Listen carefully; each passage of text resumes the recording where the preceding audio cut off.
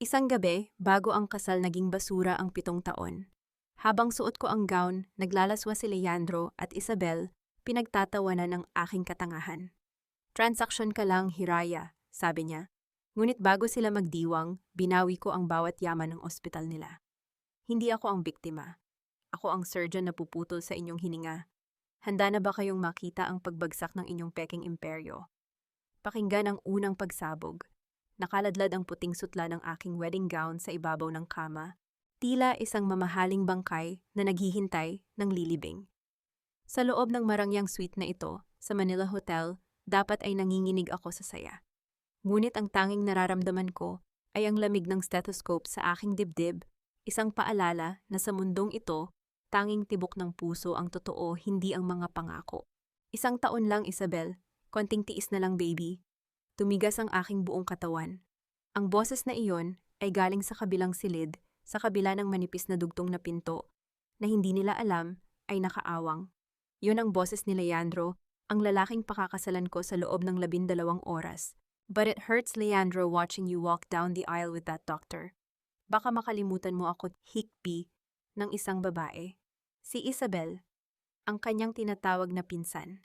Ang babaeng palaging masela ng kalusugan, kaya kailangan ng atensyon ng aking magiging asawa. Never, alam mo naman ang plano, di ba? Kailangan ko lang ang shares ni Papa sa ospital. And the only way to get that is to marry the golden girl of surgery. Pagkatapos ng pirmahan, pagkatapos makuha ang lahat. I'll file for an annulment. Sa'yo lang ako babalik, Isabel. She's just a business transaction. Business transaction. Ang 7 taon naming pagsasama ang mga gabing puyat ako sa pag-aaral, habang siya ang nag-iisang sandigan ko at ang lahat ng sakripisyong ginawa ko para maiangat ang dangal ng Alcantara Medical Group. Lahat ng iyon ay nauwi sa isang simpleng palitan ng ari-arian. Walang luha ang pumatak sa aking mga mata. Bilang isang surgeon, alam ko kung kailan kailangang putulin ang isang bahagi ng katawan na nabubulok na bago pa ito kumalat at pumatay sa buong sistema. Bumukas ng malakas ang pinto ng aking suite. Pumasok ang aking biyenan, si Doña Consolacion, na tila isang reynang nagmamando ng kanyang hukbo. Ang kanyang mga mata ay mabilis na humagod sa aking anyo, puno ng paghusga at kawalan ng pakiramdam. Hiraya, why are you just standing there? The board members and our major investors are already downstairs for the pre-wedding cocktails. You need to show them that the hospital is in good hands with you as the new chief of surgery. Ayusin mo ang sarili mo. Don't look so pale, it's bad for the hospital's image. Tiningnan ko siya ng diretso sa mga mata. Walang kurap, walang emosyon. Ang image ng ospital o ang bulsa ninyo, tita. Sandaling natigilan ang matanda, tila hindi inaasahan ang talim ng aking boses. Ngunit mabilis siyang nakabawi at lumapit sa akin, hinawakan niya ang aking braso ng napakahigpit. Listen to me, you ungrateful girl. Pinag-aral ka namin, binigyan ka namin ng pangalan. You owe us everything. Kaya kahit mamatay ka sa pagod o kahit anong marinig mo, susunod ka sa gusto namin. You will smile, you will marry my son, and you will save our family's legacy. Understood. Isang malalim at malamig na buntong hininga ang kumawala sa aking mga labi.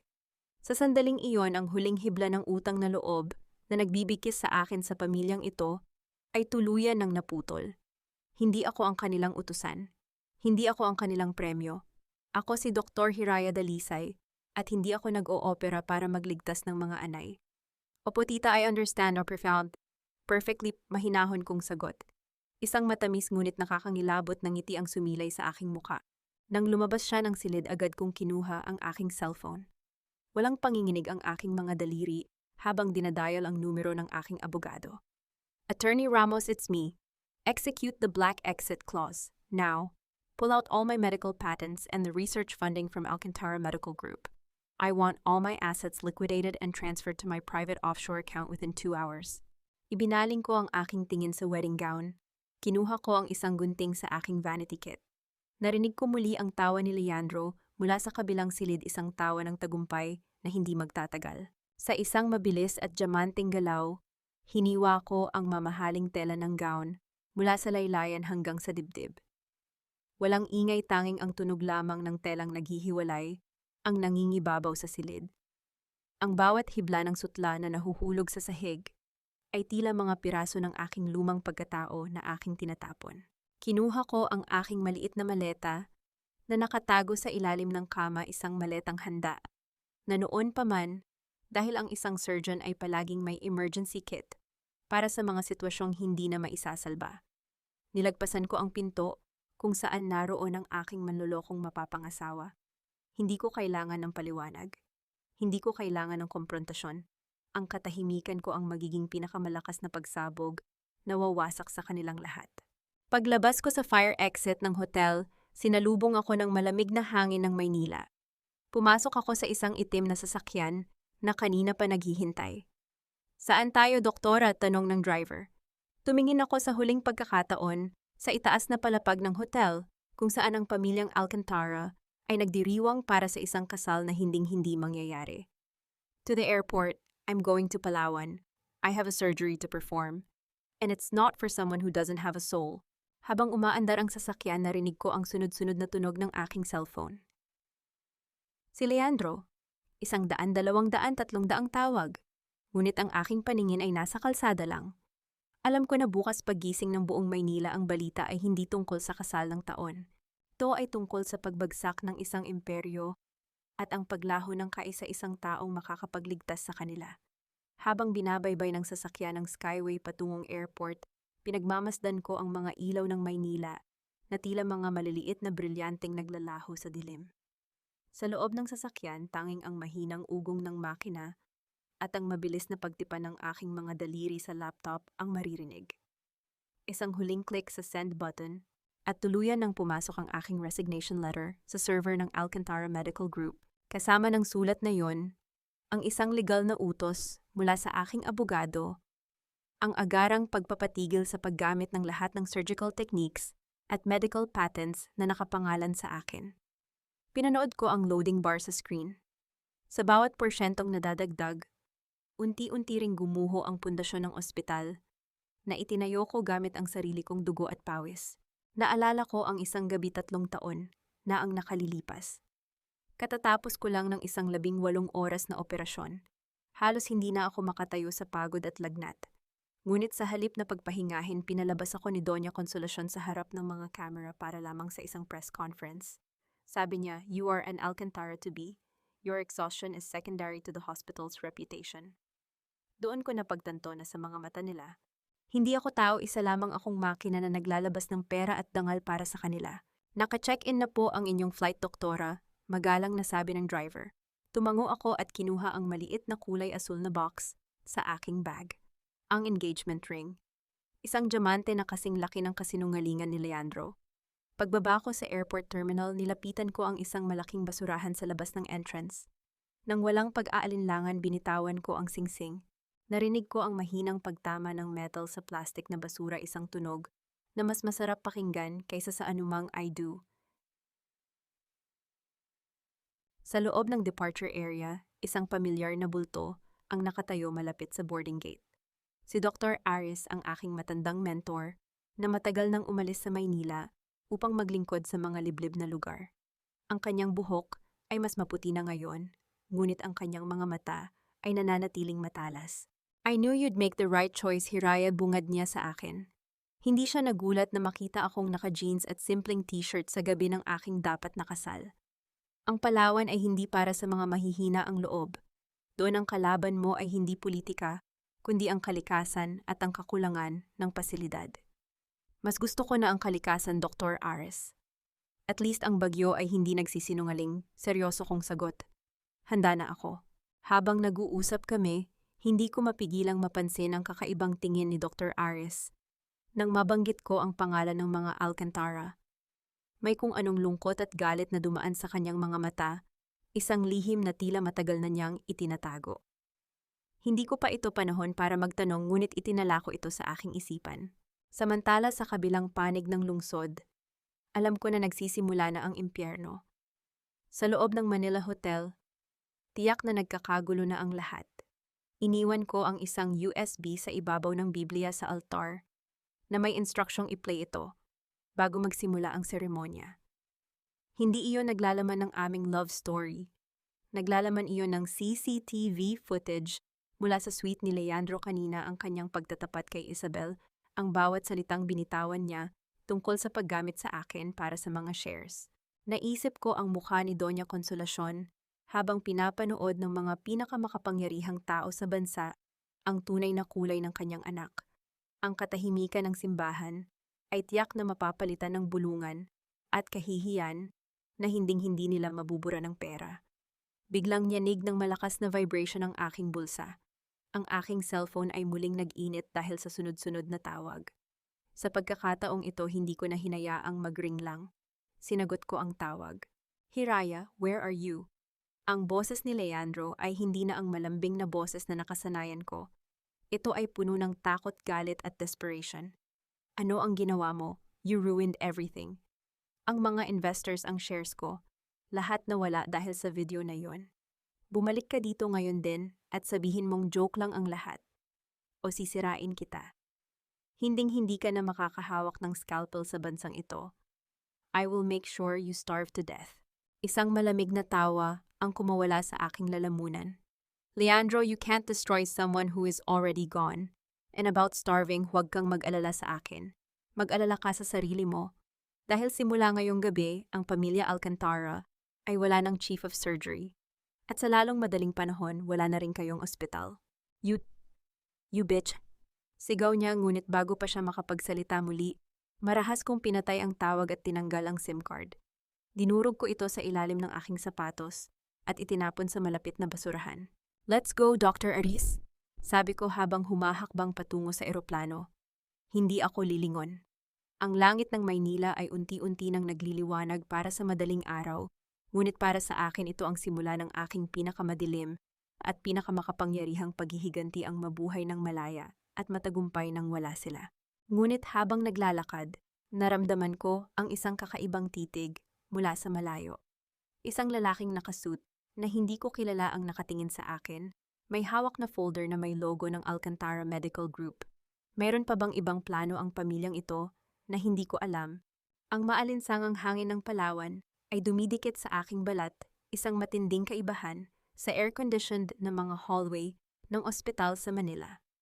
Sa loob ng isang pansamantalang klinika na gawa sa kawayan at nipatanging ang liwanag ng 2 rechargeable na bombilya ang tumatanglaw sa aking ginagawa. Ang pawis ay gumagapang sa aking noo, ngunit ang aking mga kamay ay nananatiling matatag habang tinatahi ko ang malalim na sugat sa binti ng isang mangingisda. Wala akong suot na mamahaling relos or designer scrubs. Dito ang tanging halaga ko ay ang talim ng aking kaalaman at ang bilis ng aking mga kamay. Maayos na ang tahimang pedring. Siguraduhin lang na hindi mababasa ang benda sa loob ng 3 araw. Mahinahon kong sabi habang tinatanggal ang aking surgical gloves. "Salamat, Doktora Hiraya. Hulog kayo ng langit sa amin." Sagot ng matanda, ang kanyang boses ay puno ng paggalang na hindi kailanman kayang bayaran ng pera. Paglabas ko ng klinika, sinalubong ako ni Dr. Aris na may hawak na lumang radyo at isang tablet. Ang kanyang mukha ay seryoso habang nakatingin sa screen. "The news is spreading, Hiraya. Ang Alcantara Medical Group ay bumagsak ng 40% sa stock market ngayong linggo. Ang mga investors ay nagkakandara pa ng bawiin ang kanilang pera dahil sa pagkawala ng mga surgical equipment na ikaw ang may hawak ng patent." Kinuha ko ang tablet at binasa ang headline, "The Ghost Bride's Revenge, Alcantara Medical on the Brink of Bankruptcy." May kasama itong larawan ni Leandro na pinaliligiran ng mga reporter, mukhang pagudhulas at desperado. Hindi na siya ang makinis at gwapong tagapagmana. Mukha na siyang isang taong nalulunod sa sarili niyang kasinungalingan. "Karma is a slow surgeon, Dr. Aris. It cuts deep without anesthesia." Malamig kong komento. Hindi lang yan, patuloy ni Dr. Aris. May balita na isang shadow investor ang unti-unting bumibili ng mga shares na itinatapon ng mga investors. Sa loob ng 1 buwan, baka may bagong may-ari na ang ospital nila. Sandali akong natigilan. Isang shadow investor. Sino ang may sapat na yaman at lakas ng loob na pasukin ang nagbabagang apoy ng pamilya Alcantara? Hindi ko muna ito binigyan ng pansin dahil may mas malaking problema kami sa Palawan. Ang kakulangan ng bakuna para sa mga bata sa kabilang isla. Kinabukasan, habang nag-aayos ako ng mga gamot, isang bata ang tumakbo patungo sa akin. Doktora, may mga lalaking naghahanap sa inyo sa bayan, may dalang maraming pera, tinatanong kung nasaan ang doktorang galing Manila. Alam ko na kung sino ang mga iyon. Si Leandro. Hindi siya titigil hanggat hindi niya ako nahahanap, hindi dahil mahal niya ako, kundi dahil kailangan niya ang aking pirma para makuha muli ang kontrol sa kanyang mga ari-arian. Ang kanyang pag-ibig ay palaging nakabase sa kung ano ang maaari niyang makuha sa akin. Naramdaman ko ang matinding pagkasuklam. Ginamit nila ang aking pangalan, ang aking talino, at ngayon pati ang aking katahimikan ay gusto nilang bilhin. Nang hapong iyon, habang ang araw ay dahan-dahang lumulubog sa asul na dagat ng Palawan, isang malakas at paulit-ulit na tunog ang bumasag sa katahimikan ng isla. Ang malakas na hangin na galing sa elis ng isang helicopter ay nagpapadpad ng mga tuyong dahon at buhangin sa paligid ng aming klinika. Isang puting helicopter na may pamilyar na logo ng Alcantara Medical Group ang lumapag sa damuhan.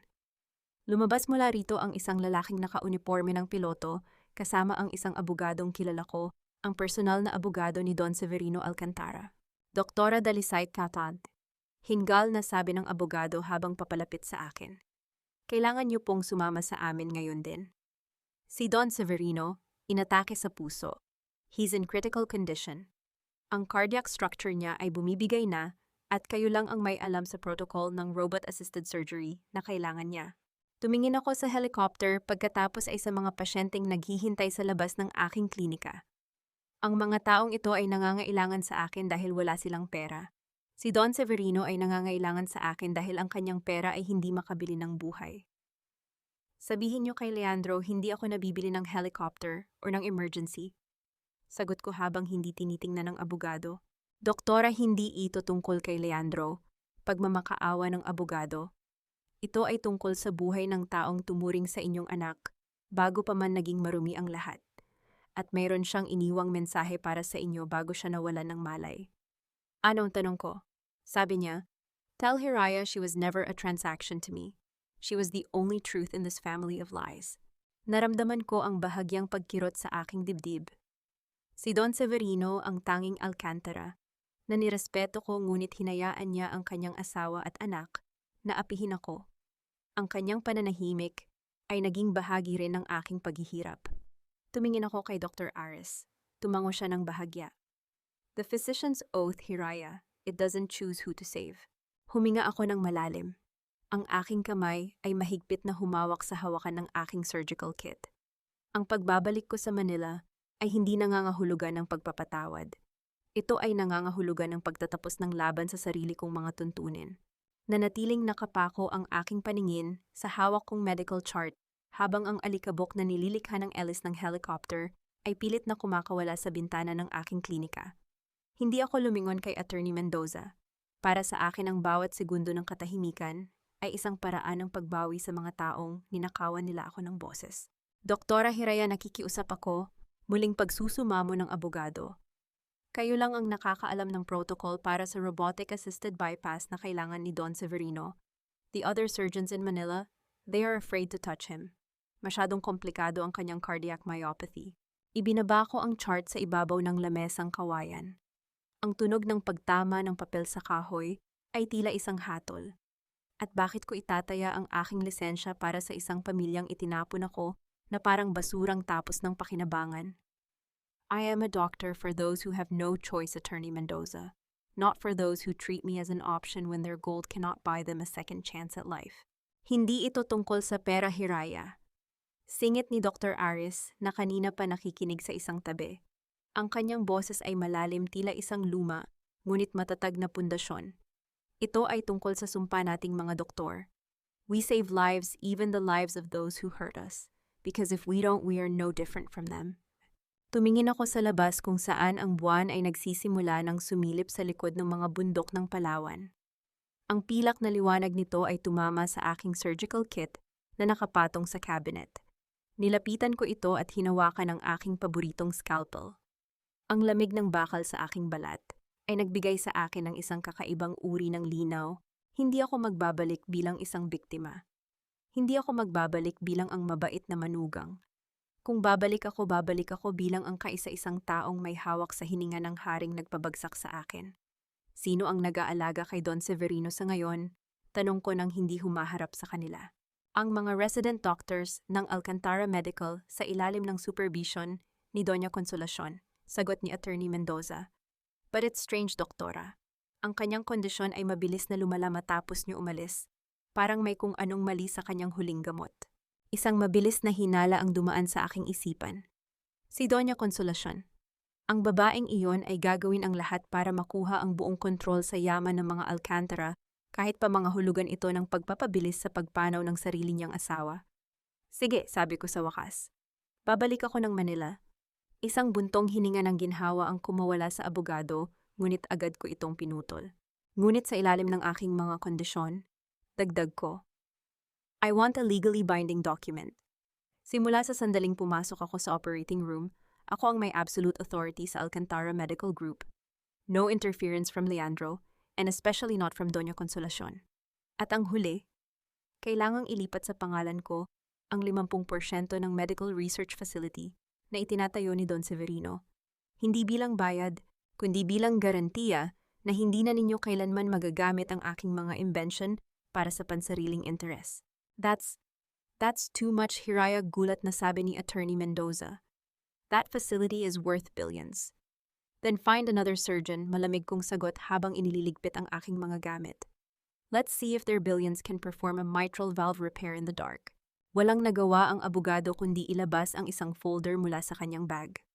Kinuha ko ang aking fountain pen na may lamang pulang tinta, ang tintang ginagamit ko sa pagmamarka ng mga surgical incisions. Sa ilalim ng malamig na liwanag ng buwan, nilagdaan ko ang dokumento. Ang pulang tinta sa puting papel ay tila isang sariwang sugat na nagmamarka ng aking deklarasyon ng digmaan. Habang naglalakad kami patungo sa naghihintay na helicopter, naramdaman ko ang mabilis na tibok ng aking puso. Hindi dahil sa takot, kundi dahil sa pananabik. Maghanda ka, Leandro.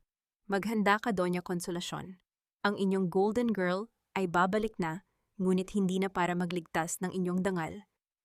Babalik ako para bawiin ang lahat ng ninakaw ninyo simula sa buhay ng taong tanging nag-uugnay sa inyo sa kapangyarihan.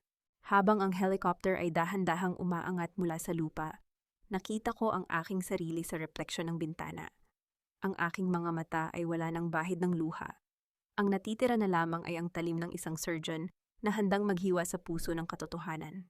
Ang ingay ng mga camera at ang nakakasilaw na flash ng mga media ay hindi ko na ininda pagbaba ko sa pribadong hangar ng airport sa Manila. Suot ko ang isang kulay abong trench coat sa ibabaw ng aking itim na scrub suit. Hindi ako mukhang isang babaeng tumakas mula sa sariling kasal. Mukha akong isang reynang babawi sa kanyang kaharian. Hiraya, Hiraya, thank God you're here. Mula sa gitna ng mga security guard, humusling si Leandro. Mukha siyang taong hindi natulog ng isang buwan. Ang kanyang mamahaling suit ay gusot-gusot at ang kanyang mga mata ay puno ng desperasyon. Tinangka niyang hawakan ang aking braso, ngunit bago pa man dumapo ang kanyang balat sa akin, umatras ako ng isang hakbang. Don't touch me, Leandro, malamig kong sabi. Ang boses ko ay kasing talim ng laser ng isang robot surgeon. You're not my husband, at sa ilalim ng batas isa ka na lang legal liability sa akin. Manatili ka sa tamang distansya. How can you be so cold? Bakas ang sakit sa kanyang boses. Papa is dying. Is this your way of getting back at me by making us wait until he's almost gone? I am here because of my oath, not because of your drama. Sagot ko habang nagpapatuloy sa paglalakad, patungo sa naghihintay na itim na SUV. Kung gusto mong makatulong, tumahimik ka at huwag harangan ang daan ko. Pagdating namin sa Alcantara Medical Group, tila tumigil ang mundo sa loob ng lobby. Ang lahat ng mga nurse, doktor at staff na dati ay tumitingin sa akin, nang may awa ay biglang tumayo ng tuwid. Isang tahimik na paggalang ang bumalot sa paligid. Hindi na nila ako tinitingnan bilang ang golden girl na madaling utusan, kundi bilang ang babaeng nagpabagsak sa kanilang stocks sa loob ng isang gabi. Naglakad ako sa gitna ng hallway. Ang tunog ng aking mga takong sa makinis na sahig ay tila isang martilyo na nagpapatibay sa bawat hakbang ng aking kapangyarihan. Sa bawat nadadaanan ko, nakikita ko ang kanilang bahagyang pagyuko, isang pagkilala sa aking bagong katayuan. Sa tapat ng ICU, naratnan ko si Doña Consolacion at si Isabel. Si Isabel ay nakasuot ng puting bestida, mukhang biktima at pilit na umiiyak habang nakasandal sa pader. Yutet ko aunt. Sigaw ni Doña Consolacion nang makita ako. Ang kanyang mukha ay namumula sa galit. You had the audacity to strip our family of its assets, and then show your face here wala kang utang na loob. Tita, huwag po ninyong sayangin ang hininga ninyo sa mga salitang hindi ko na pinaniniwalaan. Mahinahon kong sagot habang binubuksan ang aking scrub suit upang ihanda ang aking stethoscope. Pumirma kayo sa kasunduan. Simula sa oras na ito, ako ang may-ari ng boses sa loob ng ospital na ito. Kung hindi nyo gusto ang presensya ko, maaari kayong lumabas. The security is just a radio call away. Hiraya, please. Hindi mo kailangang maging ganito kabagsik ni singit ni Isabel sa gitna ng kanyang mga hikbi. Mahal lang namin si Leandro. Bakit kailangang madamay ang kalusugan ni Don Severino sa galit mo? Tiningnan ko siya mula ulo hanggang paa. Isabel, save your performance for Leandro. Alam nating dalawa na ang tanging mahal mo ay ang posisyon na akala mo ay makukuha mo kapag nawala ako. At tungkol sa kalusugan ni Don Severino, I am the only reason he's still breathing, so back off. Iniwan ko silang nakatulala at pumasok sa loob ng ICU. Ang tanging maririnig sa loob ay ang regular at mechanical na tunog ng ventilator at ang mabilis na pagkurap ng mga linya sa monitor. Napapalibutan si Don Severino ng mga tubo at kable. Ang dati ay makapangyarihang leon ng industriya ay tila isang tuyong dahon na lamang na nakahiga sa puting kama. Lumapit ako sa kanya at hinawakan ang kanyang pulso. Mahina ito, ngunit naroon pa rin ang laban. Habang sinusuri ko ang kanyang mga chart, napansin ko ang isang kakaibang detalye sa kanyang huling laboratory results. May mataas na level ng digitalis sa kanyang dugo, isang gamot na hindi ko kailanman nireseta sa kanya. Biglang gumalaw ang mga daliri ni Don Severino. Dahan-dahan niyang iminulat ang kanyang mga mata, na tila naghahanap ng liwanag sa gitna ng kadiliman. Nang makita niya ako isang bahagyang pagkilala, ang dumaan sa kanyang malabong paningin. Inabot niya ang aking kamay, ang kanyang hawak ay nanginginig at puno ng pagsisisi. Ibinaba niya ng bahagya ang kanyang oxygen mask sa pamamagitan ng natitirang lakas. Hi, Hiraya! Pabulong niyang tawag. Ang kanyang boses ay tila isang tuyong kaluskos ng papel. Huwag po kayong magsalita, Don Severino. Kailangan niyo ng lakas para sa operasyon. Sabi ko ngunit hindi siya tumigil. Patawad, Hiraya. Hikbi niya isang luhang pumatak mula sa sulok ng kanyang mata. Alam ko ang lahat. Patawad sa pananahimik ko. Save the hospital from them. Naramdaman ko ang isang bigat sa aking puso na matagal ko nang itinago. Sa kabila ng lahat ng galit ko sa pamilyang ito, ang matandang ito ay naging biktima rin ng sarili niyang pamilya. I will, Don Severino. Pangako ko sa kanya ang aking boses ay puno ng determinasyon. I will save you and I will take back what is rightfully mine. Sa labas narinig ko ang malakas na pagtatalo ni Leandro at ng isang boses na hindi pamilyar sa akin, isang boses na parang galing sa isang karibal na institusyon. May balak pa ba silang sabotahe sa gitna ng kamatayan? Muling binalot ng katahimikan ng ICU, tanging ang mahinang tunog ng heart monitor ang nagsisilbing saksi sa aming lihim na sumpaan. Lumabas ako ng ICU nang may matuwid na tindig ang bawat hakbang ko ay tila pagmamarka ng teritoryo. Ang malamig na hangin ng ospital ay humahampas sa aking mukha, ngunit mas matindi ang lamig na nananalaytay sa aking mga ugat. Sa tapat ng pinto nakita ko si Leandro na nakikipagtalo sa isang lalaking naka-Amerikana. Ang lalaki ay may hawak na folder na may logo ng Mercury Pacific, ang pinakamalaking karibal ng Alcantara Medical Group. I told you, Valderrama, give us 1 more week. Kapag natuloy ang operasyon ni Papa, tataas muli ang stocks namin. Halos pabulong na pagsusumamo ni Leandro, ngunit bakas ang takot sa kanyang boses. Huli na, Mr. Alcantara, sagot ni Valderrama na may mapang-uyam na ngiti. The board of Mercury Pacific is already buying the distressed shares. We're not here to help. We're here to take over the ruins of your empire. Hindi mangyayari ang takeover na yan habang ako ang nakatayo sa harap ninyo, singit ko. Ang aking boses ay pumutol sa kanilang usapan na tila isang matalim na scalpel. Pareho silang napalingon sa akin. Si Leandro ay tila nakakita ng multo samantalang si Valderrama ay tiningnan ako ng may halong paghanga at pagdududa. Doktora Dalisay, bati ni Valderrama, bahagyang yumuyo ko. The legendary surgeon, balita ko ikaw ang huling alas ng pamilyang ito. Sayang napunta ka sa isang lumulubog na barko. Maling impormasyon ang hawak niyo, Mr. Valderrama. Diretsahan kong sagot habang lumalapit sa kanila. Hindi ako ang alas ng mga Alcantara. Ako ang bagong may-ari ng desisyon sa loob ng pasilidad na ito. At sa ilalim ng kontratang nilagdaan ko kanina sa Palawan, bawal ang anumang business negotiation sa loob ng ICU floor. Guards escort this gentleman to the exit. Hiraya, ano ba ang ginagawa mo? We need their alliance, sigaw ni Leandro pagkaalis ni Valderrama. You're ruining our last chance to save the hospital. Ang alliance na sinasabi mo ay isang pagsuko, Leandro. Hinarap ko siya ng malapitan sapat na para makita niya ang kawalan ng takot sa aking mga mata. Gusto mong ibenta ang ospital dahil huli ka na sa sarili mong laro.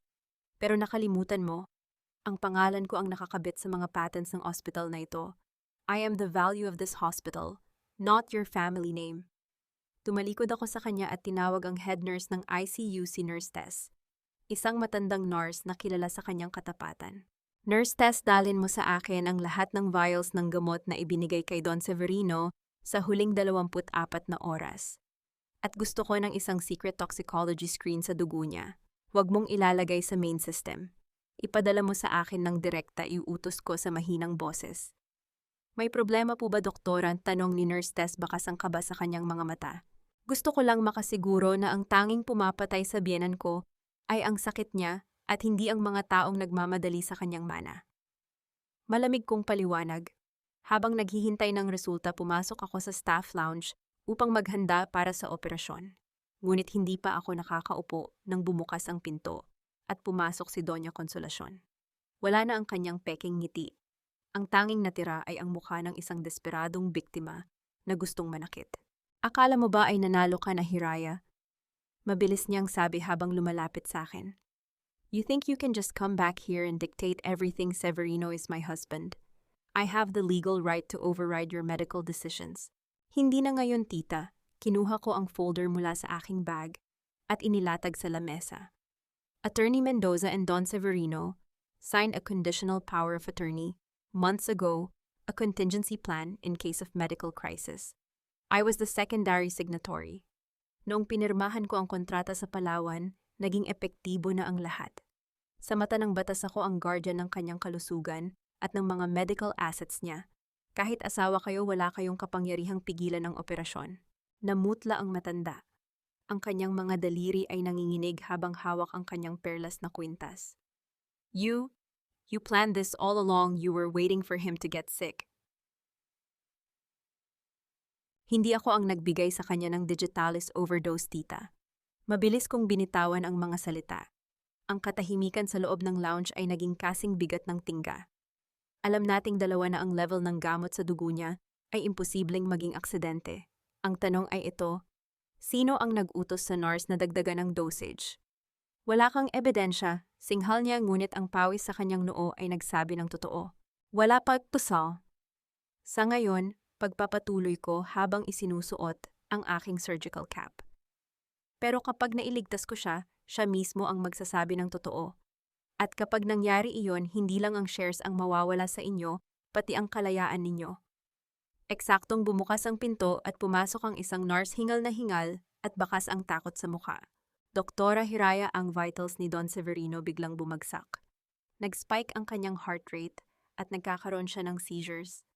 Tila may pumutok sa loob ng kanyang arterial line. Hindi ko na hinintay ang susunod na sasabihin ng nurse. Mabilis akong tumakbo patungo sa ICU. Nilalagpasan si Doña Consolacion na may isang kakaibang ngiti sa kanyang mga labi. Sa loob ng ICU, ang tunog ng alarm ay tila isang mabilis na tambol ng kamatayan. Isang mabilis na tingin sa monitor, ang linya ay hindi na maayos. May gumalaw sa IV line. May nag-inject ng isang bagay bago pa man ako makabalik. Ang mabilis at matinis na tunog ng heart monitor ay tila isang babala ng paparating na katapusan. Sa loob ng ICU, ang lahat ay nagkakagulo. Ang mga nurse ay nagtatakbuhan bitbit ang emergency cart, habang ang katawan ni Don Severino ay marahas na nanginginig sa ibabaw ng kama. Ang kanyang mukha ay unti-unti nang nagiging kulay ube dahil sa kakulangan ng oxygen. Code Blue, prepare the defibrillator. 1 milligram ng epinephrine, bilis. Sigaw ko habang mabilis na sinusuri ang kanyang IV line. Doon ko nakita ang ebidensya. May isang maliit na bahagi ng hangin at isang hindi kilalang malinaw na likido sa dulo ng catheter. May nag-inject ng potassium chloride, isang gamot na kapag ibinigay ng mabilis at walang halo, ay nagdudulot ng agarang paghinto ng puso. Stop the infusion, ngayon din utos ko sa nurse. Hinablot ko ang IV line at marahas na hinila ito palabas ng kanyang braso. Ang dugo ay bahagyang tumalsik sa aking puting gloves, ngunit wala akong panahon para mag-isip. Hiraya, ano ang ginagawa mo? Pinapatay mo ang papa. Isang malakas na kalabog ang narinig ko sa pinto. Pumasok si Leandro, ang kanyang mukha ay puno ng pait at takot. Tinangka niyang lumapit sa akin, ngunit hinarangan siya ng 2 male nurses. Leandro, lumabas ka kung ayaw mong mamatay ang ama mo sa harap mo. Sigaw ko nang hindi tumitingin sa kanya. I'm stabilizing his heart. May nagsabotahe ng gamot niya. Anong sabotahe? Ikaw ang huling pumasok dito. Sigaw ni Leandro, ngunit bago pa siya makatugon muli, narinig ang isang mahaba at diretsong tunog mula sa monitor. Ang puso ni Don Severino ay huminto na. Ang katahimikan sa loob ng silid ay kasing bigat ng semento. Ang lahat ng nurse ay natigilan nakatingin sa akin, naghihintay ng susunod na utos. Sa pagkakataong ito, ang aking utak ay parang isang computer na mabilis na nagpoproseso ng bawat senaryo. Hindi ako pwedeng mabigo, hindi dito, hindi sa harap ng mga taong gustong makita ang aking pagbagsak. Charge to 200 clear, idinin ko ang mga paddles sa dibdib ni Don Severino. Ang kanyang katawan ay tumalon mula sa kama dahil sa kuryente, ngunit ang linya sa monitor ay nanatiling patag. Again, charge to 300 clear. Wala pa rin. Ang pawis ay gumagapang na sa loob ng aking surgical mask. Naramdaman ko ang titig ni Leandro mula sa labas ng salamin na pinto, isang titig na puno ng paghusga. Ngunit sa likod niya, nakita ko si Doña Consolacion. Hindi siya umiiyak. Ang kanyang mga mata ay nakapako sa monitor, tila nananalangin na huwag nang bumalik ang tibok ng puso ng kanyang asawa. Doon ko nakuha ang aking lakas. Hindi ko hahayaang manalo ang kasamaan nila. One more time, clear. Isang mahina at dahan-dahang thump ang narinig sa monitor. Pagkatapos ay isa pa at isa pa. Ang puso ni Don Severino ay muling tumitibok, bagaman mahina at hindi regular. He's back, hingal na sabi ng head nurse. Prepare the OR. Ngayon din utos ko habang mabilis na inaayos ang aking sarili. Hindi na natin mahihintay ang bukas. Ang lason sa katawan niya ay kailangang malinis habang inaayos natin ang kanyang puso. Nurse Tess, ilock mo ang silid na ito. Walang lalabas at walang papasok hanggat hindi nakuha ng pulis ang syringe na ginamit sa IV line. Lumabas ako ng ICU, sinalubong ang nanlilisik na mga mata ni Leandro at ang namumutlang mukha ni Doña Consolacion. Anong pulis, Hiraya? You're making a scene, pigil ni Leandro sa akin habang naglalakad ako patungo sa scrub room. Huminto ako at hinarap siya. Ang tawag dito ay attempted murder, Leandro, at bilang chief surgeon at temporary legal guardian ni Don Severino, tungkulin kong protektahan ang pasyente ko kahit pa sa sarili niyang pamilya. Kapag napatunayan ng toxicology report na may maling chemical sa IV line, sisiguraduhin kong hindi lang sa ospital kayo mawawalan ng kontrol. Sa kulungan ang bagsak ninyo. Nilagpasan ko sila ng walang pag-aalinlangan. Sa loob ng scrub room, habang hinuhugasan ko ang aking mga kamay, sa ilalim ng malakas na agos ng tubig, naramdaman ko ang bahagyang panginginig ng aking mga daliri. Hindi ito takot. Ito ay ang adrenaline ng isang mandirigma na papasok sa kanyang pinakamahalagang laban. Eksaktong pumasok si Dr. Aris sa loob ng scrub room. Mukha siyang seryoso. Hiraya, kailangan mong malaman. Ang nurse na huling pumasok sa ICU bago ka bumalik, nawawala siya, hindi siya mahanap sa buong ospital. Tumingin ako sa reflection ko sa salamin. Ang aking mga mata ay kasing talim ng diamante. Hayaan mo siyang tumakas, Dr. Aris. Ang mga taong nag-uutos sa kanya ang mas mahalaga. Sa ngayon, ang tanging mission ko ay panatilihing buhay, ang kaisa-isang saksi sa katotohanan. Habang isinusuot ko ang aking sterile gown, narinig ko ang malakas na tunog ng mga sirena ng pulis sa labas ng ospital. Ang laban ay hindi na lamang tungkol sa medisina. Ito ay tungkol sa katarungang matagal nang ninakaw sa akin. Simulan na natin ang operasyon, sir. Sabi ko sa aking team. Ang aking boses ay kalmado, tila ang bagyong dumaan ay nag-iwan ng isang malinis at matatag na hangin. Sa ilalim ng nakakasilaw na puting liwanag ng operating room, ang mundo ay lumiit sa sukat ng isang nakabukas na dibdib. Ang paligid ay nababalot ng kakaibang katahimikan, Tanging ang regular na mechanical na tunog ng ventilator at ang mahinang pag-ugong ng mga robotic arms ang nagpapaalala sa amin na ang oras ay patuloy na tumatakbo. Ang bawat galaw ko ay kontrolado, bawat hiwa ay may layunin. Ang scalpel sa aking kamay ay hindi lamang isang kagamitan. Ito ang aking boses, ang aking kapangyarihan. Forceps, suction, pagta, maikli kong utos. Ang aking team ay gumagalaw na tila isang maayos na orkestra. Sa likod ng aking surgical mask, ang aking paghinga ay kalmado at pantay. Habang tinitingnan ko ang puso ni Don Severino sa pamamagitan ng high-definition monitor, nakita ko ang pinsalang dulot ng lason at ng katandaan. Ang mga ugat ay tila mga tuyong sanga na pilit na kumakapit sa buhay. The digitalis has caused significant myocardial irritability. Obserba ni Dr. Aris na nagsisilbing assistant ko. Hiraya, the heart is too fragile for a standard bypass. If we don't fix the mitral valve now, he won't make it off the table. I know, sagot ko habang maingat na minamaniobra ang robotic controls. Hindi lang bypass ang gagawin natin. We're doing a total reconstruction. I need to bypass the poison's path while fixing the mechanical failure. Sa bawat segundo ng operasyon, naaalala ko ang mga gabing pinaluha ako ng pamilyang ito. Naaalala ko ang bawat pangungutya ni Doña Consolacion at ang bawat kasinungalingan ni Leandro. Ngunit sa halip na manginig ang aking mga kamay sa galit, mas lalo itong tumitibay. Ang pinakamatinding paghihiganti ko ay hindi ang hayaan siyang mamatay, kundi ang patunayan na ako ang kaisa-isang tao na kayang magbigay sa kanya ng isang bukas na kailangan nilang pagbayaran. Samantala sa kabilang panig ng makapal na salamin ng viewing gallery, nakita ko ang anino ni Leandro. Nakatayo siya doon nakatingin sa akin. Alam kong natatakot siya. Hindi dahil sa takot siyang mawala ang kanyang ama, kundi dahil alam niyang kapag nabuhay si Don Severino, mawawala ang lahat ng kanyang pinaghirapang itago. Biglang nyanig ng isang babala ang heart-lung machine. Blood pressure is dropping 100/60, 90/50, doktora.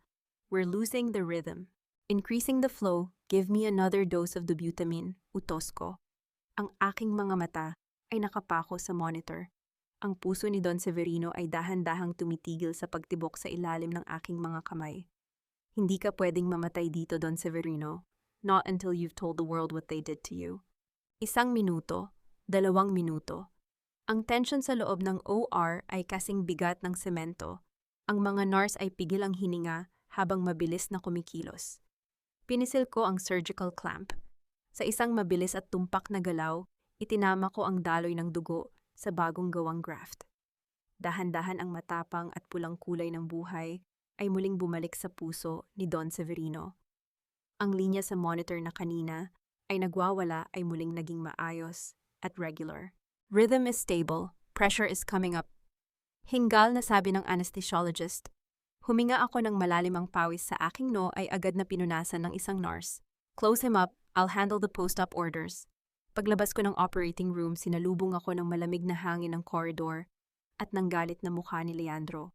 Kasama niya ang 2 pulis na kanina pa naghihintay. Is he dead? Bungad ni Leandro, ang kanyang boses ay nanginginig sa pagitan ng takot at pag-asa. He's alive, Leandro. At sa loob ng ilang oras magigising na siya. Malamig kong sagot habang tinatanggal ang aking surgical cap. Maghanda ka na ng abogado mo dahil ang toxicology report ay nasa kamay na ng mga pulis. Wait, Hiraya. Pigil niya sa akin nang akmang lalakad ako palayo. You think you won? You think saving him makes you a hero? Binaboy mo ang pangalan ng pamilya ko sa harap ng media. Pinahiya mo kami. Hinarap ko siya ng may matinding kalmado. Hindi ko binaboy ang pangalan niyo, Leandro. Kayo ang gumawa niya noong nagpakasal ka sa 2 babae ng sabay. Kayo ang gumawa niya noong hinayaan niyo ang ama niyo na malason sa loob ng sarili niyang ospital. I am just the surgeon who exposed the cancer in this family. At gaya ng anumang tumor, kailangang tanggalin kayo para gumaling ang pasyente. Doktora Dalisay, tawag ng isa sa mga pulis. May nakuha kaming footage sa back exit ng ospital. Ang nurse na si Grace, ang huling humawak sa IV line ni Don Severino, ay nakitang pumasok sa isang sasakyan na nakapangalan sa isang shell company.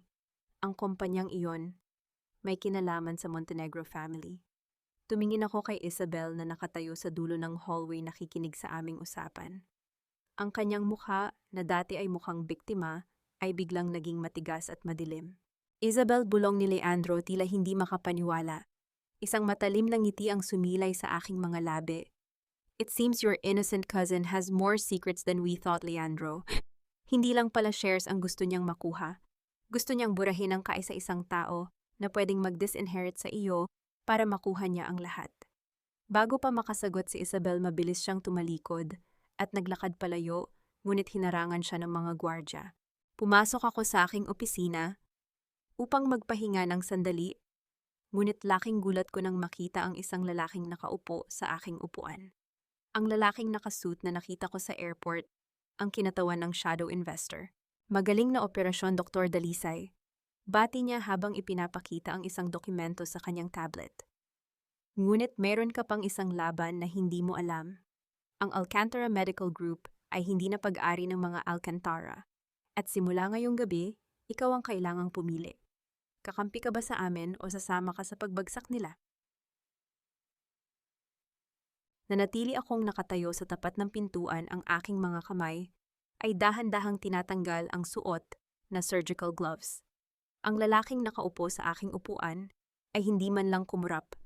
Siya si Rafael, ang kanang kamay ng kumpanyang Mercury Pacific, ngunit ang aura niya ngayon ay hindi na tulad ng isang karaniwang empleyado. Siya ay may dalang tagumpay na tila isang madilim na ulap. Hindi ko alam na ang opisina ko ay naging pampublikong pasyalan na Mr. Rafael. Malamig kong panimula habang naglalakad patungo sa aking desk.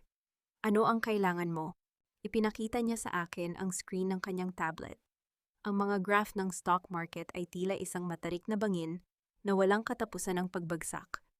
51%, Dr. Dalisay. Iyan ang kabuang shares na hawak na namin ngayon. In short, the Alcantara family no longer owns this hospital. They are just tenants in their own empire. Huminga ako ng malalim, ang aking muka ay nananatiling walang emosyon. And why are you telling me this? I am just the surgeon who saved the former owner. Dahil ang aming shadow investor ay may isang kondisyon bago tuluyang buwagin ang board members. Sumandal siya sa upuan at tinitigan ako ng diretso. Gusto niyang ikaw ang maging bagong CEO at medical director. All the medical patents will be returned to your name and you will have absolute power to purge this hospital of anyone you deem unfit. Kasama na roon ang mag-inang Alcantara. Isang sandaling katahimikan ang namayani. Ang alok na ito ay ang katarungang matagal ko nang pinangarap, ngunit bilang isang surgeon, alam ko na ang bawat transplant ay may tsansang tanggihan ng katawan. Sino ang investor? Hindi ako tumatanggap ng mga regalo mula sa mga anino. Malalaman mo rin sa tamang panahon, sagot niya habang tumatayo. Sa ngayon, asikasuhin mo muna ang ingay sa labas. Mukhang nagkakagulo na ang iyong pamilya. Paglabas ko ng opisina, narinig ko ang malakas na sigawan mula sa main lobby ng ICU floor. Si Leandro ay hawak-hawak sa braso si Isabel, ang kanyang mukha ay namumula sa galit at pagkabigo. You used me, Isabel, ang nurse na si Grace. Kumpanya ng tatay mo ang nagbayad sa kanya. Sigaw ni Leandro, gusto mong patayin ang papa para makuha natin ang inheritance agad. How could you be so heartless? Doon ko nakita ang pagbabago kay Isabel. Ang kanyang mga mata na dati ay palaging may luha, ay biglang naging matigas at mapang-uyam. Marahas niyang tinabig ang kamay ni Leandro. Heartless, don't be a hypocrite. Leandro, singal ni Isabel ang kanyang boses, ay hindi na ang malambing na bulong, kundi isang matalim na hiyaw. You married Hiraya for money, and you kept me for your ego. Pare-pareho lang tayong makasalanan dito. Ang pagkakaiba lang ako, hindi ako papayag na matulad sa iyo, na walang matitira kundi ang basurang pangalan mo. Your father is a vegetable, and your mother is a ghost. I was just making sure that someone gets the prize. You monster, bulong ni Leandro, tila gumuho ang buong mundo niya nang makita ang tunay na mukha ng babaeng ipinalit niya sa akin. The only monster here is your stupidity, Leandro, dagdag ni Isabel habang inaayos ang kanyang buhok. Now, if you'll excuse me, my lawyers are waiting. Hinding-hindi niyo mapapatunayan na may kinalaman ako sa digitalist na yon. Naglakad ako palapit sa kanila, ang tunog ng aking mga takong ay bumasag sa kanilang pagtatalo. Tumingin ako kay Isabel nang may bahid ng pangungutya. Ang bilis mo namang sumuko, Isabel. Akala ko ba ay forever ang pag-ibig mo kay Leandro? Hiraya, please, help me. Pagsusumamo ni Leandro, ang kanyang boses ay puno ng desperation. Sabihin mo sa mga pulis na si Isabel ang may gawa. Protect the family name. The family name is already dead, Leandro, malamig kong sagot. At tungkol kay Isabel, huwag kang mag-alala. Ang nurse na si Grace ay nahuli na ng mga pulis sa checkpoint sa Batangas. At sa takot niyang mabulok sa kulungan, kumakanta na siya ngayon. Ang pangalan mo Isabel ay ang unang lumabas sa kanyang mga labi. Namutla si Isabel. Ang kanyang pagmamayabang ay biglang naglaho, napalitan ng isang hilaw na takot. Bago pa siya makapagsalita, 2 pulis ang lumapit sa kanya at pinalibutan siya. Miss Isabel Montenegro, you are under arrest for attempted murder and conspiracy, sabi ng pulis habang kinakabitan siya ng posas. Sa gitna ng kaguluhan, isang nurse ang tumakbo patungo sa akin mula sa loob ng ICU. Doktora Hiraya si Don Severino. Nagising na po siya at hinahanap niya po ang abogado niya at ang pulis. Mayroon daw po siyang gustong ibigay na dokumentong itinago niya sa loob ng kanyang safe. Tumingin ako kay Leandro at kay Doña Consolacion na kadarating lang. Ang kanilang mga mukha ay puno ng kaba. Alam ko na ang dokumentong iyon ang tatapos sa lahat. Naglakad ako patungo sa silid ni Don Severino. Ang bawat pintig ng aking puso ay tila isang mabigat na hakbang ng tadhana. Ang katarungan ay hindi na lamang isang pangarap. Ito ay isang katotohanang dahan-dahang humihiwa sa bawat kasinungalingan ng pamilyang Alcantara. Pumasok ako sa silid ni Don Severino nang may matuwid na tindig. Ang bawat hakbang ko ay tila pagmamarka ng isang bagong panahon. Ang amoy ng antiseptic at ang mahinang ugong ng mga medical equipment ay tila mga saksi sa katotohanang malapit ng sumabog. Sa loob naratnan ko si Attorney Mendoza na may hawak na isang maliit na metal box habang si Don Severino ay nakasandal sa kanyang kama. Ang kanyang muka ay maputla pa rin, ngunit ang kanyang mga mata ay nagniningning sa isang kakaibang uri ng linaw. Sa labas ng pinto, naririnig ko ang nagmamadaling mga yabag ni Doña Consolacion at Leandro. Pumasok sila sa silid na parang mga bagyong gustong sumira sa katahimikan. Severino, you're awake, salamat sa Diyos. Sigaw ni Doña Consolacion. Ang kanyang boses ay puno ng peking kagalakan na tila isang gasgas na plaka. Don't listen to Hiraya. She's trying to poison your mind. Gusto niyang nakawin ang ospital natin. Tumingin si Don Severino sa kanyang asawa nang may matinding pagkapuot. Tumahimik ka, Consolacion. Ang tanging lason dito ay ang kasakiman ninyong mag-ina. Papa, please, let's talk about this privately. Pagsusumamo ni Leandro, ang kanyang boses ay nanginginig. Hiraya is an outsider. We are family. Family. Dahan-dahang sambit ni Don Severino, bawat salita ay tila isang mabigat na bato. Ang pamilya ba ay naglalagay ng digitalis sa IV line ng sarili nilang ama? Ang pamilya ba ay nagnanakaw sa pondo ng ospital para bayaran ang mga utang sa sugal at ang marangyang buhay ng isang kabit na tahimik ang buong silid? Ang tanging maririnig ay ang mabilis na paghinga ni Leandro. Ipinatong ko ang aking mga kamay sa dulo ng kama ni Don Severino. Tinitingnan ang mag-ina ng may malamig na tagumpay. Attorney Mendoza, buksan mo ang box, utos ni Don Severino. Mabilis na binuksan ng abogado ang box at inilabas ang isang makapal na folder. Ito po ang Project Lazarus, isang audit report na ipinagawa ni Don Severino nang palihim 6 na buwan na ang nakalilipas. Dito nakasaad ang bawat sentimong ninakaw ni Leandro at Doña Consolacion mula sa research funds ni Dr. Hiraya Dalisay. Hindi lang iyan, dagdag ko habang kinuha ang isang piraso ng papel mula sa folder. Ito ang huling testamento ni Don Severino. 1 oras bago siya inatake, nilagdaan niya ang isang codicil. Leandro, you are officially disinherited. Wala kang makukuha kahit 1 sentimo mula sa Alcantara estate. What, you can't do this, sigaw ni Doña Consolacion. Ang kanyang mukha ay namumula na sa galit. I am his wife. I have my legal rights. Actually, tita, hinarap ko siya ng may mapang-uyam ng ngiti. Mayroon din kaming ebidensya ng inyong pakikipagsabuatan kay Isabel Montenegro para sa accidental death ni Don Severino, ang nurse na si Grace. Nagbigay na siya ng testimonya na ikaw ang nagbigay ng huling clearance para dagdagan ang dosage ng gamot. Sa madaling salita, hindi lang shares ang mawawala sa inyo. Ang kalayaan nyo ang susunod. Hiraya, please. Lumapit sa akin si Leandro, tinangkang hawakan ang aking kamay sa huling pagkakataon. Mahal kita, pwede nating ayusin ito. I'll leave Isabel, I'll do everything you want. Marahas kong itinabig ang kanyang kamay. Leandro, ang pag-ibig mo ay parang isang cancer mapanira at dapat tanggalin. You don't love me. You love the power I represent. Pero huli na ang lahat. Inalis ko na ang tumor sa buhay ko at ikaw iyon. Eksaktong pumasok ang dalawang opisyal ng National Bureau of Investigation sa silid. Ang tunog ng kanilang mga sapatos sa sahig ay tila isang hatol ng kamatayan para sa mag-inang Alcantara. Mrs. Consolacion Alcantara and Mr. Leandro Alcantara, you are being invited for questioning regarding the attempted murder of Severino Alcantara and large-scale estafa anuncio ng opisyal.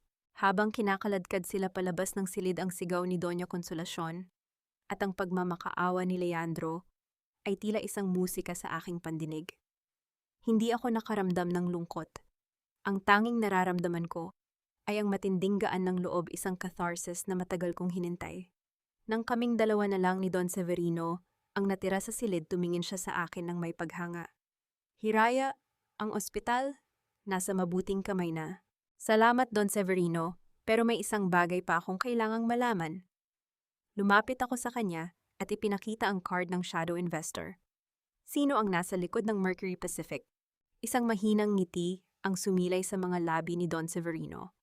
Hindi mo ba napapansin, Hiraya, ang Mercury Pacific ay binuo gamit ang iyong mga unang medical patents na ibinenta ko sa isang trust fund noong nagsisimula ka pa lang. Ang shadow investor ay walang iba kundi ang iyong sariling tagumpay na binuo ko para sa sandaling ito. I knew they would betray you, so I prepared a kingdom for you to rule alone. Natigilan ako. Ang lahat ng paghihirap ko, ang bawat gabing puyat, ay bumuo ng isang imperyong hindi ko alam na akin na pala. Magpahinga na po kayo, sabi ko habang inayos ang kanyang kumot. Simula bukas ang Alcantara Medical ay tatawagin ng Dalisay Medical Center at sisiguraduhin kong wala ng kasinungalingan ang makakapasok sa mga pintuan nito. Lumabas ako ng ICU floor. Sinalubong ang bukang liwayway ng Maynila. Ang langit ay kulay ginto at rosas, tila isang pangako ng isang bagong simula. Ang sakit ng nakaraan ay isa na lamang pilat, isang paalala na ang isang surgeon ay hindi lang nag-oopera ng katawan, kundi nag-aayos din ng sarili niyang tadhana. Ang sikat ng umaga ay tumatagos sa malalaking bintana ng boardroom na tila binabasbasan ang bagong kabanata ng aking buhay. Sa gitna ng mahabang lamesang gawa sa mahogany, nakaupo ako sa upuang dating kinatatawanan ni Don Severino. Sa harap ko ay ang mga board members na dati ay tinitingnan ako bilang isang kasangkapan lamang. Ngayon ang kanilang mga mata ay puno ng pag-aalala at pilit na paggalang. Mula sa araw na ito, ang Alcantara Medical Group ay formal ng tatawaging Dalisay Medical Center. Panimula ko. Ang aking boses ay kalmado ngunit may awtoridad na hindi matatanggihan. Lahat ng mga ilegal na kontrata at transaksyong ginawa ng nakaraang administrasyon ay ituturing na walang bisa. We are purging the system. Sino mang may kinalaman sa katiwalian ni Leandro at Doña Consolacion ay may 24 na oras para magsumite ng resignation letter bago namin kasuhan. Isang bingi na katahimikan ang bumalot sa silid. Walang naglakas loob na magsalita. Pagkatapos ng meeting, kinuha ko ang aking stethoscope at naglakad patungo sa rooftop ng ospital. Mula doon nakita ko ang malaking crane na dahan-dahang binabaklas ang pangalang Alcantara mula sa harapan ng gusali. Ang bawat letra na nahuhulog at tumatama sa semento ay tila isang tinik na binubunot sa aking puso. Doktora Hiraya, tawag ni Nurse Tess. May bisita po kayo sa lobby, isang abogado po ni Leandro. Huminga ako ng malalim. Papasukin mo siya sa opisina ko. Pagpasok ko sa opisina, hindi ang abogado ang nadatnan ko kundi si Leandro mismo, nakaposas, may bantay na 2 pulis at mukhang hulas. Pinayagan siyang pumunta rito para sa isang sandali bago siya ilipat sa provincial jail. Hiraya, please. Ang kanyang boses ay nanginginig, wala na ang dating kayabangan. Ang kanyang mga mata ay namumugto. Kausapin mo si Papa, sabihin mo sa kanyang bawiin ang kaso. I'll do anything. I'll work as a janitor here. I'll sign everything. Just don't let me rot in jail. Umupo ako sa likod ng aking desk at tiningnan siya ng walang kahit anong emosyon. Janitor Leandro, hindi ka nga marunong maghugas ng sarili mong plato. Paano mo lilinisin ang ospital na dinumihan mo? Mahal mo ako. Di ba 7 taon, Hiraya? Hindi mo pwedeng itapon ang lahat ng iyon? Pagsusumamo niya ang kanyang mga luha, ay dahan-dahang gumagapang sa kanyang pisngi. 7 taon mong kinuha ang buhay ko, Leandro. 7 taon mong pinaniwala ang sarili mo na kailangan kita. Sumandal ako sa aking upuan. Ang aking mga daliri ay magkadikit. Pero ang totoo, ikaw ang kailangan ko para ma-realize na mas malakas ako kaysa sa inaakala ko. Ang kulungan ay hindi parusa sa iyo, Leandro. Ito ay ang unibersidad kung saan mo matututunan ang halaga ng katotohanan. You're a monster, mas masahol ka pa kay Isabel. Hiyaw niya habang pilit na kumakawala sa mga pulis. Ang tunog ng pagkiskis ng posas sa kanyang mga pulso ay nagdulot ng isang matalim na ingay sa loob ng silid. Hindi ako monster, Leandro. Ako ang surgeon na nagtanggal ng tumor sa pamilyang ito. At ang tumor na iyon ay ikaw, may top mamurukaw. Malamig kong sagot. Dalhin na siya sa labas. Habang kinakaladkad siya ng mga pulis, nakita ko sa hallway si Isabel na binabantayan din ng mga awtoridad. Nagtama ang aming mga paningin. Wala na siyang suot na mamahaling alahas o magarbong damit. Ang tanging natira sa kanya ay ang madilim na tingin ng isang talunan. This isn't over, Hirayan, bulong ni Isabel habang dumadaan sa harap ko. Para sa iyo tapos na ito, Isabel. Sagot ko habang hindi inaalis ang tingin sa kanya. Dahil sa mundong binuo ko, wala nang puwang para sa mga taong nabubuhay sa pagsira sa iba. Nang makaalis na ang lahat, bumalik ako sa silid ni Don Severino. Maayos na ang kanyang kalagayan at dahan-dahan na siyang nakakapagsalita. Hiraya, ang shadow investor. May isa pa siyang gustong ibigay sa iyo, sabi ni Don Severino habang itinuturo ang isang maliit na asul na velvet box sa ibabaw ng lamesa. Binuksan ko ang box. Hindi ito alahas. Ito ay isang susi ng isang lumang bahay sa Palawan, ang bahay kung saan ako unang nangarap na maging doktor. May kasama itong sulat mula sa aking mga magulang na matagal nang pumanaw na itinago pala ni Don Severino sa loob ng maraming taon. Anak, ang iyong talino ay ang iyong pakpak, ngunit ang iyong puso ang iyong kumpas. Naramdaman ko ang pag-init ng aking mga mata, ngunit pinigilan ko ang pagpatak ng luha. Ito ang kaisa-isang bagay na hindi kayang nakawin ng mga Alcantara ang aking pinagmulan. Biglang tumunog ang emergency buzzer sa aking bulsa. Isang malaking aksidente sa kalsada ang nagaganap at marami ang parating na pasyente sa ER. Isinuot ko ang aking puting coat at itinali ang aking buhok. Doktora Hiraya, handa na po ang OR, isagibalita ng isang nurse. Let's go, sabi ko. Habang naglalakad ako patungo sa elevator, nakita ko ang aking refleksyon sa salamin. Hindi na ito ang babaeng umiyak sa gabi ng kanyang kasal. Ito ay si Dr. Hiraya Dalisay, ang babaeng binuo ang kanyang sarili mula sa mga piraso ng pagtataksil, at ngayon ay handa nang magligtas ng mundo sa sarili niyang mga tuntunin. Ang tunog ng sirena ng mga ambulansya sa labas ay tila isang kanta ng pakikidigma. Isang digma ang alam kong panalo na ako. Isang taon ang mabilis na lumipas, na tila isang mabilis na agos ng tubig, na dahan-dahang humuhubog sa mga bato ng tadhana.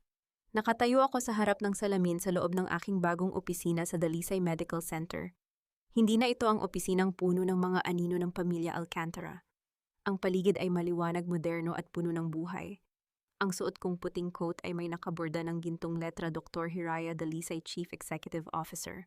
Sa labas ng aking bintana, ang Maynila ay abala sa kanyang pang-araw-araw na ingay. Ngunit sa loob ng gusaling ito, merong kaayusan at dangal. Doktora, handa na po ang lahat para sa ribbon cutting ng Dalisay Center for Indigent Care, anunsyo ng aking sekretarya. Nakarating na rin po ang mga foreign investors mula sa Singapore at Switzerland. Tumango ako at kinuha ang aking folder. Ang proyektong ito ang pagbibigay ng libreng operasyon para sa mga kababaihang walang kakayahan, ang aking pinakamalaking tagumpay. Hindi ito tungkol sa kita, kundi tungkol sa pagpapatunay na ang medisina ay dapat may puso, ngunit pinatatakbo ng matalinong isipan. Habang naglalakad ako sa hallway, nadaanan ko ang isang pahayagan sa ibabaw ng lamesa sa lobby. Isang maliit na artikulo sa gilid ang nakakuha ng aking atensyon, Leandro Alcantara's appeal denied. Remaining assets liquidated. Sinasabi sa balita na ang dati ay sikat na tagapagmana ay inilipat na sa isang regular na pasilidad sa loob ng kulungan. Wala na ang kanyang mga mamahaling suit, wala na ang kanyang kapangyarihan. Si Isabel naman ay kasalukuyan pa ring humaharap sa sunod-sunod na kaso ng panloloko at attempted murder. Hindi ako nakaramdam ng galit. Ang nararamdaman ko ay isang uri ng malinis at malamig na kapayapaan. Ang kanilang pagbagsak ay hindi ko gawa. Ito ay bunga lamang ng sarili nilang mga desisyon. Bilang isang surgeon, alam ko na kapag tinanggal mo ang isang tumor, hindi mo na ito kailangang balikan pa para tingnan kung kumusta na ito sa basurahan. Pagdating ko sa lobby, sinalubong ako ni Don Severino. Bagaman gumagamit na siya ng tungkod, ang kanyang tindig ay maayos na muli. Pinili niyang manatili sa ospital bilang isang consultant at advisor, malayo sa ingay ng politika ng kanyang dating asawa. Hiraya, bati niya ng may ngiti ng pagmamalaki. You've done more in 1 year than what our family did in 3 decades. Ang pangalang Dalisay ay naging simbolo na ng pag-asa sa bansang ito. Salamat, Don Severino, pero hindi ko ito magagawa kung hindi niyo ako hinayaang lumipad sa sarili kong mga pakpak. Sagot ko habang inayos ang kanyang kurbata, isang simpleng kilos ng respeto para sa taong naging kaisa-isang kakampi ko sa gitna ng unos. Ang seremonya ay naging matagumpay. Habang pinapanood ko ang mga pasyenteng dahan-dahang pumapasok sa bagong wing ng ospital, naramdaman ko ang isang matinding katuparan. Ang bawat luhang inubos ko noon ay naging pundasyon ng gusaling ito. Ang bawat gabing puyat at pagod ay naging lunas para sa mga taong wala ng matakbuhan. Nang gabi ring iyon, lumipad ako patungong Palawan para sa isang maikling bakasyon. Sa dalampasigan ng aking maliit na resort, ang tunog ng mga alon na dahan-dahang humahampas sa pampang ay tila isang oyay ng kalikasan. Ang hangin ay amoy asin at kalayaan. Umupo ako sa isang upuang kawayan, hawak ang isang baso ng sariwang buko juice. Wala akong kasamang lalaki para kumpletuhin ang aking gabi. Hindi ko na kailangan ng isang knight in shining armor dahil ako mismo ang gumawa ng sarili kong balute. Ang aking kaligayahan ay hindi na nakabase sa atensyon ng iba, kundi sa katahimikan ng aking sariling konsensya. Isang mensahe ang pumasok sa aking cellphone mula kay Dr. Ares. The International Medical Board just nominated you for the Excellence in Leadership Award. Congratulations, Hiraya. You didn't just survive the storm, you became the lighthouse. Napangiti ako habang pinagmamasdan ang mga bituin sa langit. Naalala ko ang gabi ng aking dapat na kasal, ang dilim ang pagtataksil, at ang malamig na wedding gown na iniwan ko sa sahig ng hotel. Kung hindi dahil sa sakit na yon, baka hanggang ngayon ay isa pa rin akong anino sa ilalim ng pamilya Alcantara. Ang pagtataksil ni Leandro ay hindi sumira sa akin. Ito ang nagsilbing apoy na nagtunaw sa aking mga kahinaan at nagpanday sa akin upang maging isang diamante. Tumayo ako at naglakad palapit sa dagat. Hinayaan ko ang malamig na tubig na dumampi sa aking mga paa. Sa bawat hakbang ko sa buhangin, alam kong matibay ang aking kinatatayuan. Hindi ko binalikan ang kasal na iyon, bulong ko sa hangin. Dahil ang pinakasalan ko sa huli ay ang aking sarili. Sa dulo ng dalampasigan, nakita ko ang liwanag ng isang parola sa malayo. Ito ay patuloy na nag-iilaw sa gitna ng dilim, nagbibigay ng direksyon sa mga barkong naliligaw. Gaya ng parolang iyon, ang aking buhay ay mayroon ng malinaw na layunin. Ang kwento ng aking buhay ay hindi nagtatapos sa isang happy ever after, kasama ang isang prinsipe. Nagtatapos ito sa isang strong ever after, kasama ang aking dangal, ang aking propesyon, at ang aking kalayaan. Huminto ang lahat ng ingay sa aking isipan, tanging ang malalim at payapang paghinga ng mundo ang nangingibabaw. Ako si Dr. Hiraya Dalisay, at sa wakas ang aking puso ay wala ng anumang sugat. Ang tanging natira ay ang matibay na pilat ng tagumpay. Sa bawat paglubog ng araw sa dalampasigan ng Palawan, tila isang ginintuang tahi ang nabubuo sa pagitan ng langit at dagat. Nakatayo ako sa beranda ng aking rest house, hawak ang isang liham na dumating kaninang umaga. Hindi ito galing sa isang manliligaw o sa isang abogadong nagdadala ng masamang balita. Ito ay isang simpleng pasasalamat mula sa isang batang babaeng inoperahan ko. 6 na buwan na ang nakalilipas, isang batang ngayon ay nakakatakbo na ng hindi kinakapos ng hininga. Ang aking mga kamay na dati ay nanginginig sa takot na baka hindi ako maging sapat para sa pamilya Alcantara ay mas matatag na ngayon kaysa sa anumang bakal. Tiningnan ko ang aking mga palad. Ang bawat linyang naroon ay hindi na marka ng sakripisyo kundi mga ukit ng tagumpay. Marami ang nagtatanong sa akin, Hiraya, napatawad mo na ba sila? Ang pagpapatawad ay hindi isang biglaang bugso ng damdamin. Para sa akin, ang tunay na pagpapatawad ay hindi ang pagyakap muli sa mga taong sumira sa iyo. Ito ay ang pagpili na huwag nang bitbitin ang bigat ng kanilang mga kasalanan sa aking paglalakbay. Pinatawad ko si Leandro hindi dahil karapat-dapat siya sa kapayapaan, kundi dahil karapat-dapat ako sa katahimikan. Sa paglimot ko sa kanyang pangalan, tuluyan ko nang binawi ang kapangyarihang ibinigay ko sa kanya noon. Si Leandro at ang kanyang ina ay mananatili sa likod ng mga rehas ng kanilang sariling mga desisyon. Ang kanilang yaman ay naglaho na parang bula sa dagat at ang kanilang dangal ay naging isang babala na lamang sa mga pahina ng balita. Si Isabel naman sa huling balitang narinig ko ay patuloy na nakikipaglaban sa mga kasong hindi niya matatakasan. Ang kanilang mundo ay lumiit hanggang sa maging kasingkitid ng kanilang mga puso. Doktora Hiraya, handa na po ang hapunan, tawag ng aking kasambahay.